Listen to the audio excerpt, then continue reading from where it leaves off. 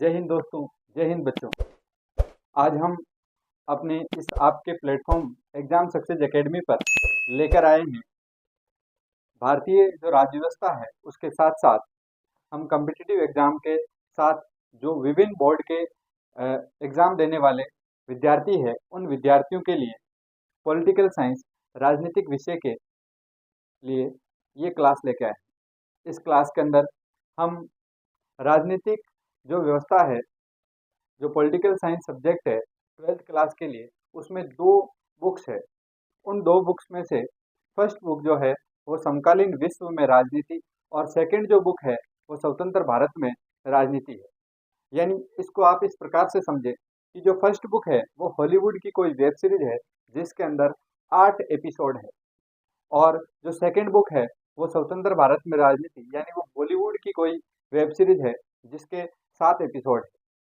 Total ये 15 जो chapter है, इन चैप्टर को हम इस प्रकार से समझने की कोशिश करेंगे कि आपको पॉलिटिकल साइंस एक सब्जेक्ट की तरह नहीं बल्कि एक कहानी की तरह, एक स्टोरी की तरह, एक मूवी की तरह आपके दिमाग में बैठ जाए। इसकी शुरुआत हम करेंगे आज के इस वीडियो में, जिसका जो फर्स्ट चैप्टर है पहली बुक का, उसका नाम है द्विध्रुवीयता का अंत।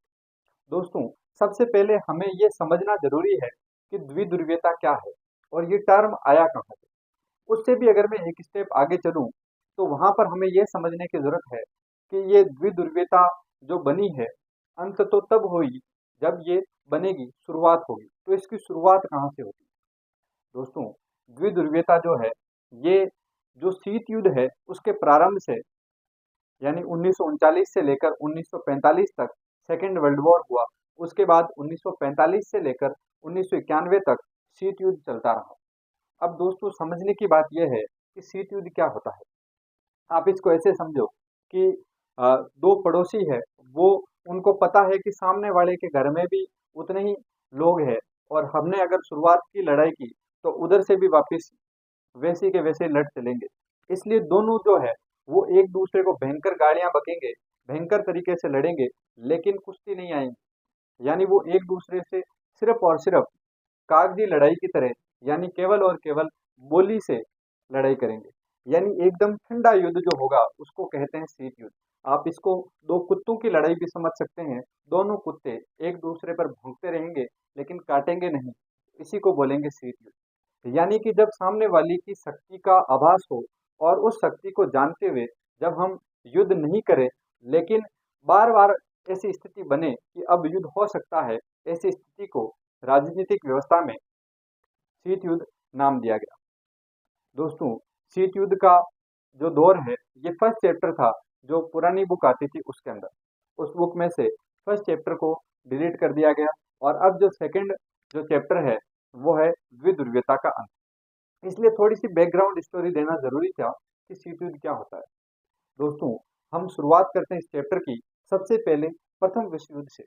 ये जो आज के वीडियो के अंदर मैं चीजें बताने वाला हूँ, ये चीजें इस पूरे बुक का आप ये समझ लो कि इसका इंट्रोडक्शन है। यानी चैप्टर तो शुरू हो चुका है, लेकिन आपको समझ में आ जाएगा कि पूरी बुक के अंदर हम क्या क्या पढ़ने वाले हैं। इसी चैप्टर से आगे सारे चैप्टर रिलेटेड होने वाले हैं।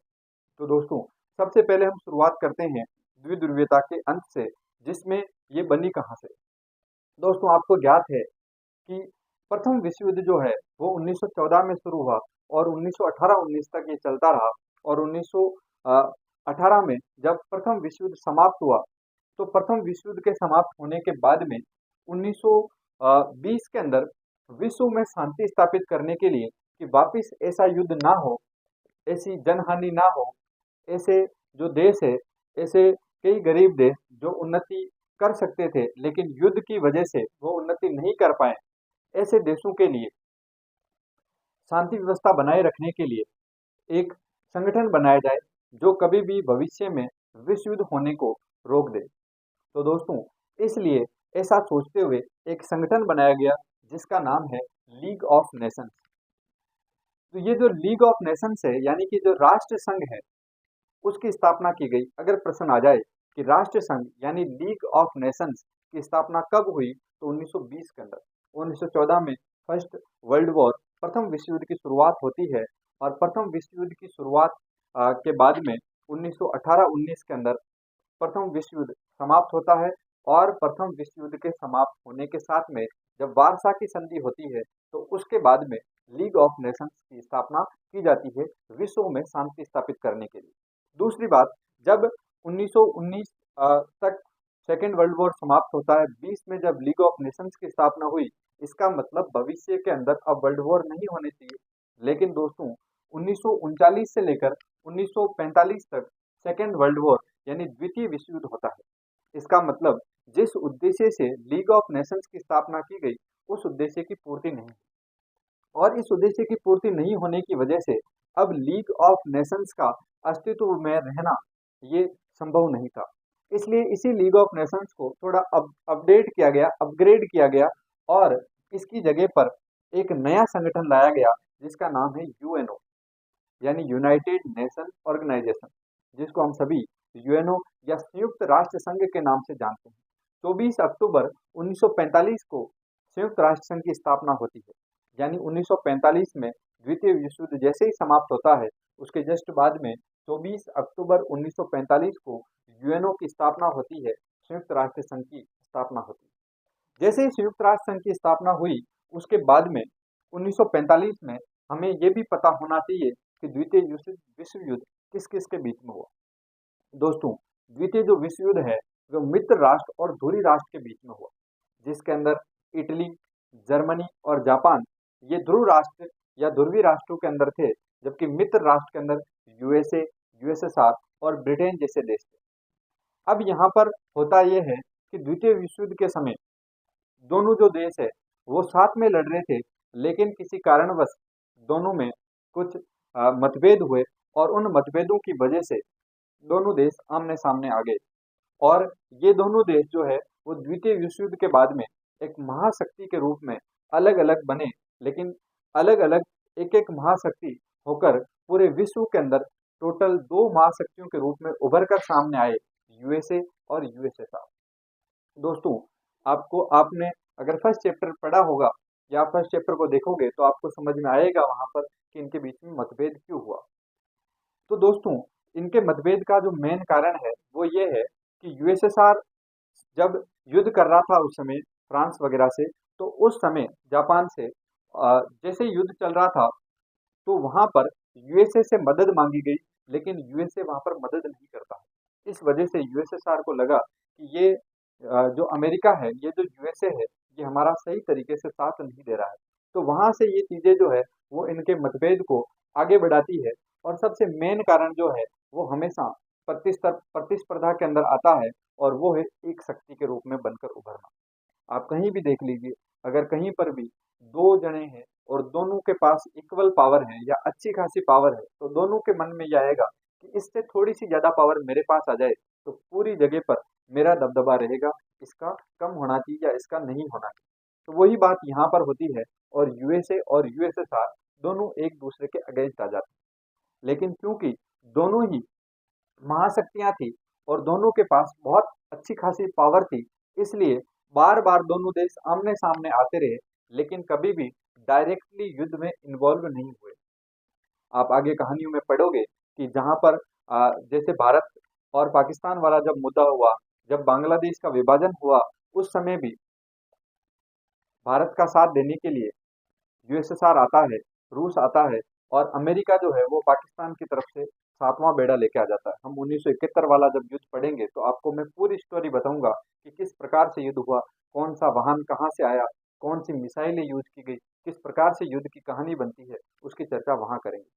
तो उस कहानी को वहां पर छोड़ते हुए वापस अपनी स्टोरी पर आते हैं कि यहाँ पर जैसे ही 1939 से 1945 में दूसरा विश्व युद्ध चला, 1945 में विश्व युद्ध की समाप्ति के बाद में 24 अक्टूबर 1945 को यूएनओ यानी यूनाइटेड नेशन ऑर्गेनाइजेशन संयुक्त राष्ट्र संघ की स्थापना होती है। इसके बाद दोस्तों 1945 से लेकर 1991 तक शीत युद्ध चलता है।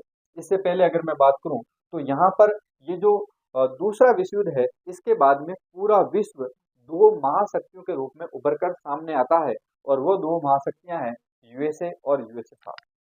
यूएसए का मतलब है यूनाइटेड स्टेट ऑफ अमेरिका, और वहीं पर यूएसएसआर जो है ये केवल एक देश ना होकर ये यूनाइटेड सॉवरन स्टेट्स थे, यूनाइटेड सॉवरन सोशलिस्ट रिपब्लिक, यानी कि जो यूएसएसआर है वो बहुत सारे छोटे छोटे जो गणराज्य हैं उन गणराज्यों को शामिल करके एक महाशक्ति के रूप में बनकर सामने आया था। और बाद में जैसे ये विश्व युद्ध समाप्त होता है तो सारे के सारे जो 15 देश है उनका वापस अलग अलग विभाजन हो जाता है और यूएसएसआर में से केवल रूस जो है वो एक महाशक्ति के रूप में बचता है।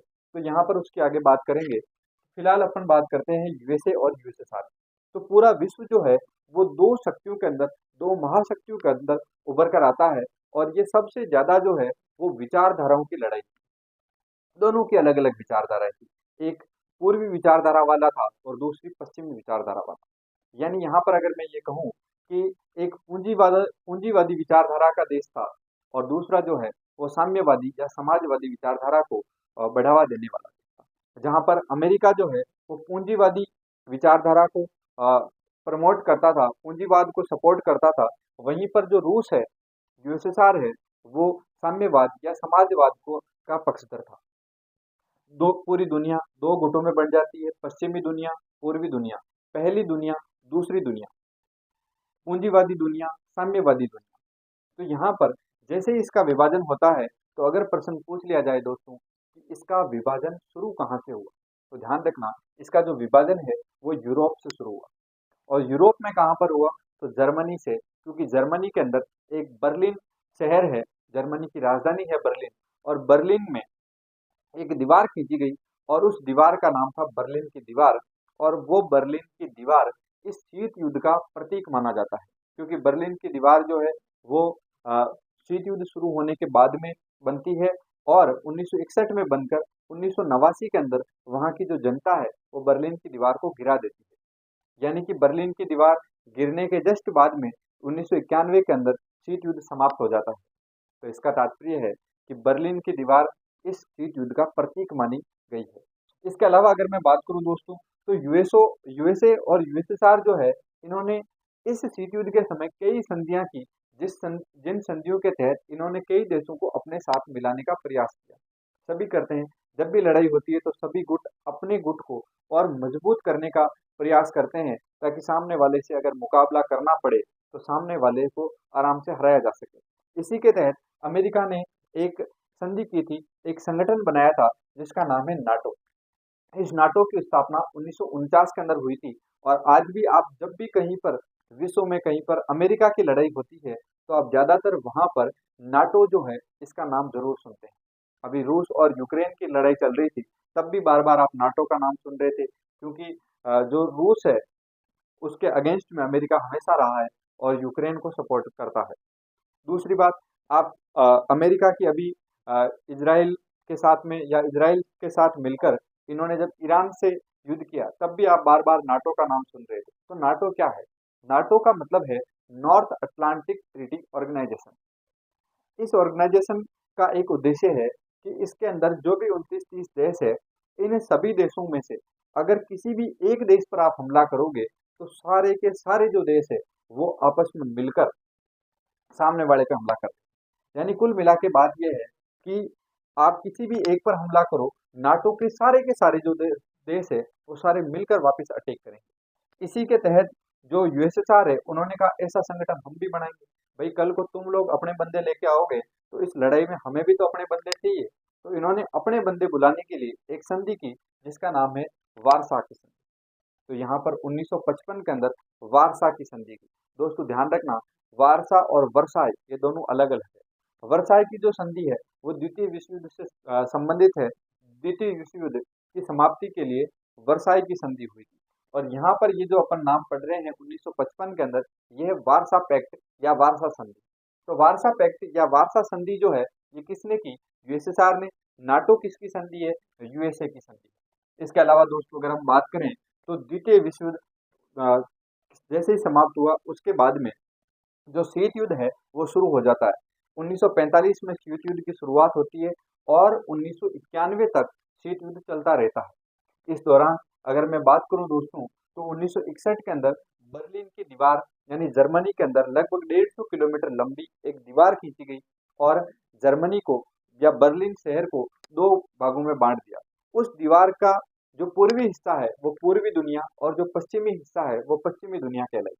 यहाँ पर समझने वाली बात यह है दोस्तों, ये जो पूर्वी दुनिया और पश्चिमी दुनिया का कंसेप्ट है ये यहाँ से आया है। दूसरी बात, जब क्योंकि एक फिक्स क्राइटेरिया नहीं था कि कौन सा देश किसके सपोर्ट में है। अब होता ये था कि जर्मनी का जो आधा हिस्सा है वो समाजवाद के अंदर और आधा हिस्सा जो है वो पूंजीवाद के अंतर्गत आ रहा था उस समय। अब उस टाइम पे ये हो रहा था कि जैसे मान लो पूर्वी दुनिया में डॉक्टर्स वगैरह या इंजीनियर्स ये ज्यादा है, तो पश्चिमी दुनिया के अंदर उनको खींच खींच के लाया जाता था, या लालच देके या और किसी भी रीजन से उनको पश्चिमी दुनिया में लाया जाए। तो इस तरीके से एक दूसरे तरफ ये जो परिवहन हो रहा था इसको रोकने के लिए वहां पर एक दीवार खींची गई और उस दीवार का नाम था बर्लिन की दीवार। तो हमें ये ध्यान रखना है कि ये बर्लिन की दीवार कब बनती है, 1961 के अंदर बनी, और ये विभाजन का प्रतीक था। यानी पूरी जो दुनिया है वो दो गुटों में बंट जाती है, इसका प्रतीक का अगर मैं बात करूं तो वो प्रतीक बर्लिन की दीवार कहलाती है। दूसरी बात अगर मैं बताऊं तो 9 नवंबर 1989 को ये बर्लिन की दीवार, वहां जर्मनी की जो जनता है, जो बर्लिन की जनता है, वो उस दीवार को गिरा देती है। और जैसे ही बर्लिन की दीवार गिरती है तो शीत युद्ध मौखिक रूप से धीरे धीरे ठंडा पड़ने लग गया और 1991 में शीत युद्ध समाप्त हो जाता है। यानी यहाँ पर अगर पूछ लिया जाए बर्लिन की दीवार कब गिराई गई तो 9 नवंबर 1989। आप ऐसे भी याद रख सकते हो 9989, यानी 9 नवंबर 1989 या 1989 जनता ने बर्लिन की दीवार यहाँ पर गिरा दी। इसके बाद जर्मनी जो है इसका वापस एकीकरण होता है, क्योंकि जर्मनी को दो भागों में बांट दिया गया था। और जैसे ही जर्मनी के दो भाग या दो भागों में विभाजन हुआ, उन दोनों भागों को यानी पूर्वी जर्मनी और पश्चिमी जो जर्मनी है उनको वापस एक किया गया और जर्मनी का क्या हो जाता है, एकीकरण हो जाता है। इसके बाद 1989 में दीवार गिरी, 1991 में यानी 2 वर्ष बाद 1991 में जो यूएसएसआर है वो टूट जाता है वापिस। यानी 15 देशों में, मैंने शुरुआत में बताया था कि 15 देश मिलकर यूएसएसआर बनाते हैं, और यही 15 देश जो है इनका वापिस विभाजन होता है, टूट जाते हैं 15 देशों के अंदर। आपको प्रश्न पूछ लिया जाए कि कौन कौन से जो देश है वो इसके अंतर्गत आते थे, ये 15 देश कौन से है, इनको किस नाम से जाना जाता है, बाल्टिक देश कौन कौन से है, काकेश देश कौन कौन से है, और बिना ग्रुप वाले देश कौन से है, उत्तराधिकारी कौन सा देश बना। ये सारे के सारे जो प्रश्न है इनका जवाब आप तभी दे पाओगे जब आपको इन 15 जो गणराज्य है इनका नाम याद हो। तो अगले वीडियो में हम इन 15 देशों को आपको ट्रिक के माध्यम से आपको याद करवाने का प्रयास करेंगे। तो यहाँ पर जो यूएसएसआर है वो 15 देशों के अंदर टूट जाता है, और जैसे ही यूएसएसआर टूटता है तो शीत युद्ध जो है वो ऑफिशियली समाप्त हो जाता है। और शीत युद्ध समाप्त होने का मतलब है कि जो यूएसए है, जो अमेरिका है, वो एक बड़ी ताकत बनकर उभरता है। और बड़ी ताकत बनकर उभरा क्योंकि यूएसएसआर जो है उसका विभाजन हो गया है 15 देशों में। अब वो उतना ज्यादा शक्तिशाली नहीं है, इसलिए आपका जो थर्ड चैप्टर है उसका नाम ही यही है, अमेरिकी वर्चस्व। यानी वहां पर अपन हेगेमनी की बात करेंगे कि अमेरिका जो है वो अब पूरे देश में अपनी चौधराहट जो है उसको बरकरार रखता है या अपनी चौधराहट को कायम कर लेता है। यहाँ पर ध्यान रखने की बात यह है कि यूएसए एक बड़ी ताकत बनकर उभरता है। द्वितीय विश्व युद्ध के बाद शीत युद्ध समाप्त हुआ और यहाँ पर यूएसएसआर का विभाजन, और दूसरी बात हो जाती है कि अमेरिका जो है वो एक ताकत बनता है। अगले वीडियो में हम यहाँ से प्रश्न क्या क्या बनते हैं उनकी भी बात करेंगे कि यूएसए एक ताकत बनकर उभरता है या शीत युद्ध का जो समापन है उसके कारण और परिणाम क्या है, दोनों बातें ध्यान रखना। कारण में हमेशा दोस्तों ध्यान रखना कि कारण के अंदर आपको जो भी चीजें पहले घटित हुई वो लिखनी है, और परिणाम के अंदर समाप्त होने के बाद क्या क्या हुआ उन सब की चर्चा करेंगे। तो यहाँ पर इनमें क्या क्या प्रश्न बनते हैं वो भी साथ साथ बताऊंगा। आप नोट्स इसी प्रकार से बना ले, जो चीजें मैं बता रहा हूँ वो आप 2 बार सुन ले, ध्यान से 3 बार सुन ले, आपको अच्छे प्रकार से याद हो जाएगा। जब भी आप पेपर देने बैठोगे तो आपको मेरी बातें कान में जरूर गूंजेगी जैसे ही आप प्रश्न देखोगे। इसके बाद अगर दोस्तों मैं बात करूं कि पूरा जो विश्व है वो दो गुटों में बंटा हुआ था, फिर जो समाप्त हुआ, अब एक महाशक्ति है, सभी देशों के ऊपर एक मुखिया, एक बनकर बैठ गया, कौन, अमेरिका। यानी अब अमेरिका जो है वो अपनी सत्ता कायम कर लेता है और सभी जो देश है वो उसकी बात को मानेंगे, ये इसकी एक्सपेक्टेशन थी, इसकी उम्मीदें थी। लेकिन इसका विपरीत होता है और वहां पर एक तीसरी दुनिया बनती है, और उस तीसरी दुनिया का नाम है गुट निरपेक्षता।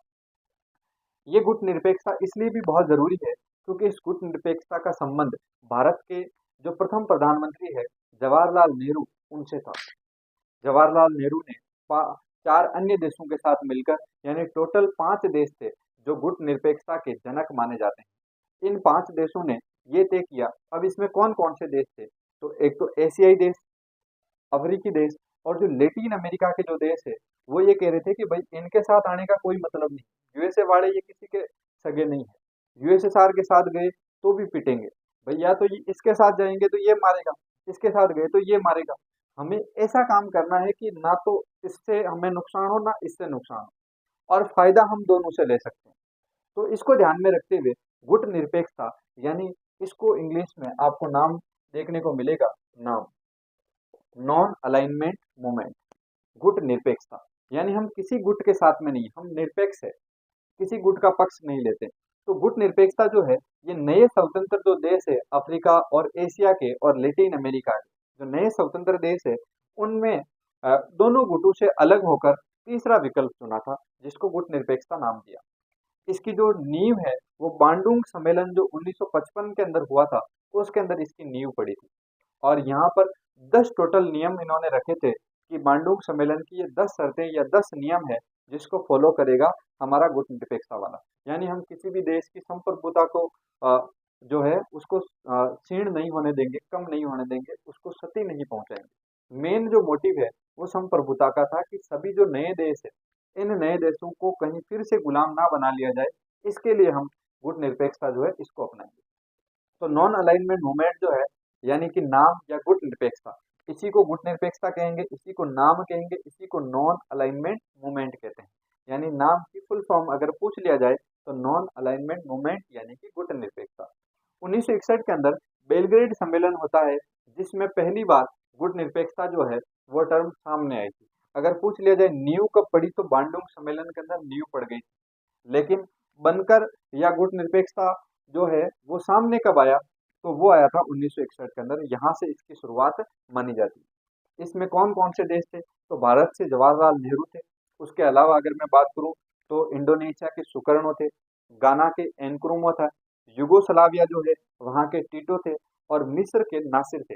यानी 3 देश तो आप तीन तो आपको सीधे नाम याद रखने, नेहरू, नासिर और टीटो। नेहरू, नासिर, टीटो, 3 ये हो गए। इसके अलावा एनक्रुमा और सुकर्णो, ये टोटल 5 जिसमें से 4 राष्ट्रपति हो गए और एक अपने प्रधानमंत्री जवाहरलाल नेहरू। इन पांचों ने मिलकर गुट निरपेक्षता की शुरुआत की थी। अब गुट निरपेक्षता के फायदे हुए, नुकसान हुए या इसके बनने के कारण क्या थे, इसके उद्देश्य क्या थे, इन सभी के बारे में हम चर्चा करेंगे नेक्स्ट वीडियो के अंदर। आज के लिए इतना ही। आपको अगर ये क्लास अच्छी लगी है तो अपने छोटे भाई बहनों के पास जो 12th में है या 12th के साथ में या और किसी एग्जाम्स की तैयारी कर रहे हैं और वहाँ पर ये टॉपिक आता है तो आप उनको भी शेयर कर सकते हैं। आपके लिए ये बहुत हेल्पफुल रहेगी। आपको पॉलिटी एक नए अंदाज में पढ़ने को मिलेगी, ये हमारा ध्येय है और इसके लिए आप हमसे जुड़े रहें, चैनल को सब्सक्राइब करें। धन्यवाद।